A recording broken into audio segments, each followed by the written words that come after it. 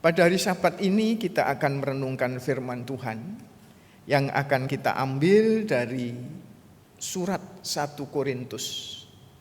1 Korintus 14 ayat 13 sampai dengan ayat yang ke-17.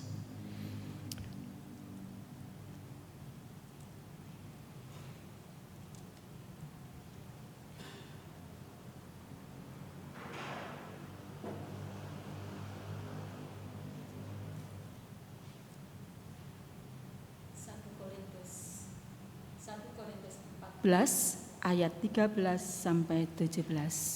Demikian firman Tuhan. Karena itu, siapa yang berkata-kata dengan bahasa roh, ia harus berdoa, supaya kepadanya diberikan juga karunia untuk menafsirkannya. Sebab jika aku berdoa dengan bahasa roh, maka rohkulah yang berdoa, tetapi akal budiku tidak turut berdoa. Jadi, apakah yang harus ku perbuat? Aku akan berdoa dengan rohku, tetapi aku akan berdoa juga dengan akal budiku. Aku akan menyanyi dan memuji dengan rohku, tetapi aku akan menyanyi dan memuji juga dengan akal budiku. Sebab jika engkau mengucap syukur dengan rohmu saja, bagaimanakah orang biasa yang hadir sebagai pendengar dapat mengatakan amin atas pengucapan syukurmu? Bukankah ia tidak tahu apa yang engkau katakan? Sebab sekalipun pengucapan syukurmu itu sangat baik, tetapi orang lain tidak dibangun olehnya. Demikianlah firman Tuhan.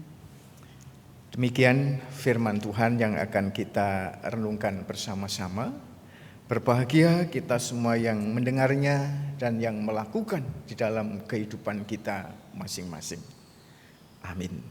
Sebelum kita merenungkan firman Tuhan ini, mari kita satukan hati di dalam doa. Tuhan, kami ini adalah umat. Kami ini ciptaan-Mu yang terbatas. Oleh karena itu mustahil tanpa bimbingan-Mu, tanpa kuasa yang dari Tuhan sendiri, kami mampu memahami Engkau, bahkan memahami kehendak-Mu melalui firman yang telah kami baca tadi. Oleh karena itu Tuhan, kami memohon Engkau hadir, mengurapi kami dengan hikmat Tuhan. Bimbinglah kami di dalam kami merenungkan firman Tuhan ini, sehingga firman ini benar-benar menguatkan kami. Firman ini benar-benar memperbaharui hidup kami selaku orang yang percaya. Jangan kehendak kami yang jadi Tuhan, tapi kehendak Tuhan yang terjadi. Di dalam Kristus Tuhan dan Juru Selamat kami berdoa. Amin. Jemaat yang dikasihi Tuhan, kita sudah tahu semua, entah melalui televisi, entah melalui media-media lainnya, bahwa pada saat ini tidak hanya Indonesia, tapi dunia yang dibikin kalang kabut, bukan karena adanya perang atau yang lain-lain, tapi karena virus yang bernama corona, atau sering juga disebut COVID-19. Virus ini, saudara yang dikasihi Tuhan, memang begitu hebat. Dia menyebar begitu cepat dan masif. Bahkan dia punya kemampuan beradaptasi yang luar biasa. Tetapi jemaat yang dikasihi Tuhan, kita jangan pernah resah. Kita jangan takut. Kita jangan panik menghadapi semua ini. Karena kita yakin kita mampu mengatasi masalah ini. Caranya bagaimana? Yang pertama, selaku orang yang percaya. Kita harus yakin seyakin-yakinnya bahwa Tuhan mau hadir menolong kita. Kita harus percaya bahwa Tuhan ada di pihak kita. Kalau kita membaca kitab suci, kitab perjanjian baru, jemaat yang dikasihi Tuhan, banyak diceritakan betapa Tuhan peduli kepada mereka yang sakit, yang lumpuh bisa berjalan, yang buta bisa melihat, bahkan yang mati pun dihidupkan. Kalau Tuhan mau menolong mereka, kita pun pada saat ini juga akan ditolong oleh Tuhan. Asalkan kita yakin dan percaya. Ini yang pertama. Yang kedua, Bapak Ibu yang dikasihi Tuhan, tentu kita harus mempraktekkan, melakukan apa yang dianjurkan oleh pemerintah.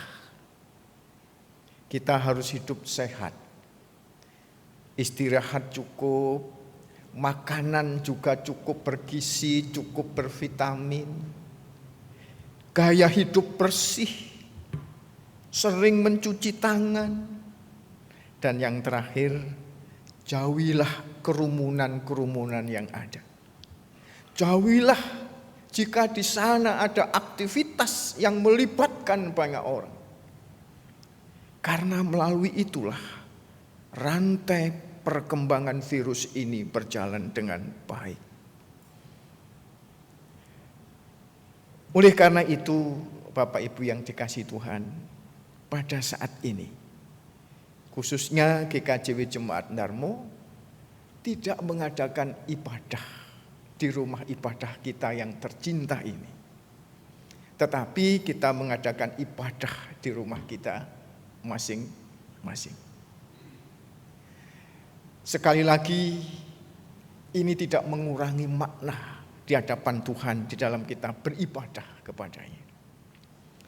Bapak Ibu yang dikasihi dan yang mengasihi Tuhan, hanya dalam titik inilah sering terjadi sebuah perdebatan. Ada yang mengatakan keputusan kita sudah benar secara logika. Inilah cara yang paling baik yang harus kita ambil dalam menghadapi penyebaran virus corona ini. Tapi ada juga sebagian yang memahami berbeda sama sekali.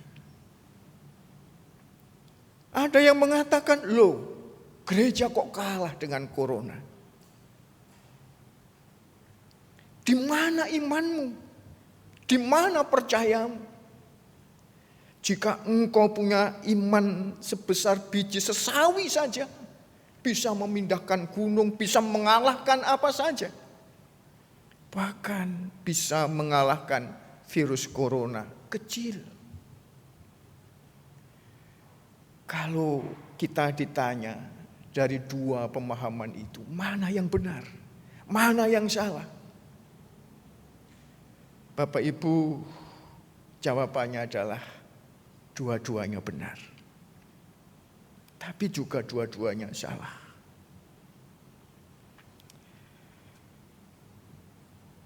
Kita katakan benar Bapak Ibu, karena memang kita harus yakin, kita harus percaya memang bahwa Allah bekerja, Allah kuasa, Allah mampu mengalahkan corona ini. Corona ini juga ciptaannya.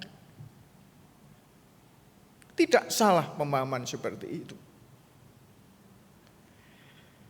Tetapi Bapak Ibu yang dikasihi Tuhan, pemahaman ini salah kalau kita hanya melihat sepihak dan hanya memfokuskan pada masalah-masalah iman dan yang rohani saja. Mengapa? Karena kita sebagai manusia itu ada sisi lain yang disebut juga akal budi. Di mana akal budi ini juga berkat Tuhan Dan dengan akal budi inilah kita bisa memilah mana yang baik, mana yang jahat. Dengan akal budi inilah kita bisa memilih mana yang baik, mana yang jahat. Dan dengan akal budi inilah kita bisa memutuskan mana yang paling terbaik yang harus kita lakukan. Jadi Bapak Ibu yang dikasihi Tuhan, sebenarnya kita tidak bisa hidup hanya satu sisi saja, yang rohani saja atau yang jasmani saja. Yang spiritual saja, yang iman saja atau yang akal budi saja. Dua-duanya harus berjalan searah. Dua-duanya harus berjalan bersama-sama. Hanya menonjolkan yang rohani, yang imani, kita hidup di awang-awang dan tidak realistik. Tapi sekaligus hidup hanya mengandalkan akal, akan tumpul, gersang dan tanpa makna. Dalam hal ini Bapak Ibu yang dikasihi Tuhan, mari kita belajar dari jemaat di Korintus. Jemaat ini, jemaat yang cukup besar pada waktu itu, tapi juga jemaat yang masih muda.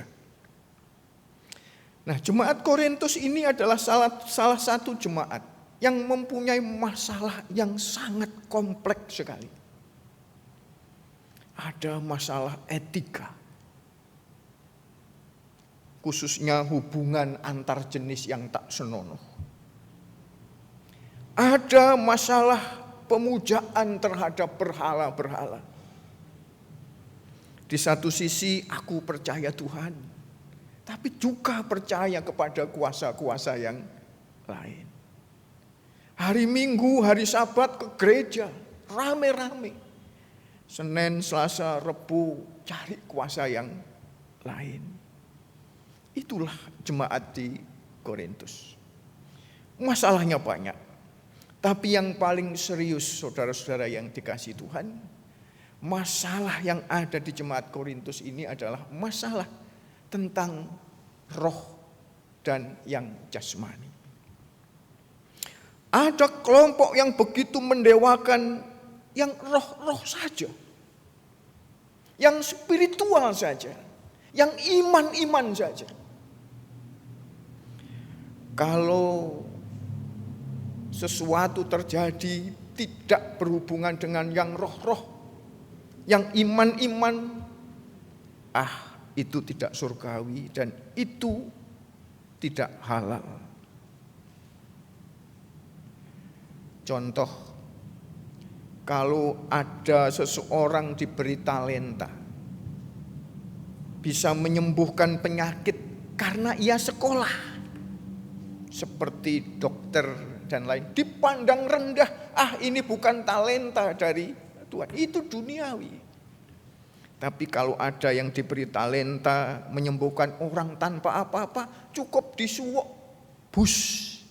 Nah, ini adalah karunia dari Tuhan. Ini yang surgawi.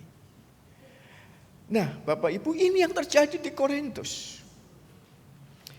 Di sisi lain ada juga kelompok yang begitu mengandalkan logikanya. Kalau tidak logis, jangan dilakukan.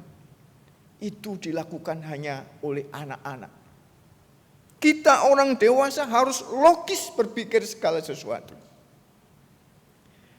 Sebetulnya mereka pun juga salah. Karena memahami Tuhan tidak cukup hanya dengan akal budi kita. Tuhan mengatasi akal budi kita. Tuhan tak terbatas. Oleh karena itu Bapak Ibu yang dikasihi Tuhan, masalah ini menjadi masalah serius. Menjadi perpecahan di jemaat di Korintus ini. Sehingga Rasul Paulus perlu mengingatkan mereka semuanya. Dengan suratnya 1 Korintus. Juga khususnya perikop yang sudah kita baca tadi. Bagi mereka yang mengandalkan hanya masalah roh-roh dan iman-iman itu saja. Dia ingin mengatakan itu tidak cukup. Karena kalau kita hanya hidup berdasarkan iman, roh, yang spirit-spirit itu, kita akan hidup di awang-awang dan tidak realistik, tanpa arah. Tapi sekaligus ia juga menyapa mereka yang mendewakan logika, akal budinya. Karena hanya dengan akal budi saja, hidup kita ini akan tumpul, gersang dan tanpa makna. Lalu bagaimana seharusnya orang percaya hidup? Kata Rasul Paulus, gunakan dua-duanya. Aku akan memuji Tuhan dengan rohku, tapi juga aku akan memuji dengan akal budiku.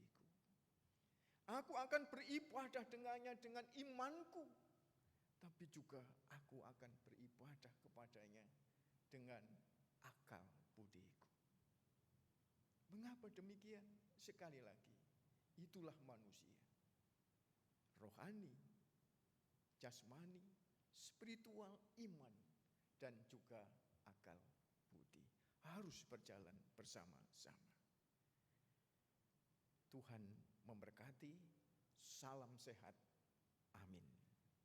Kita sejenak mengambil saat teduh di hadapan Tuhan.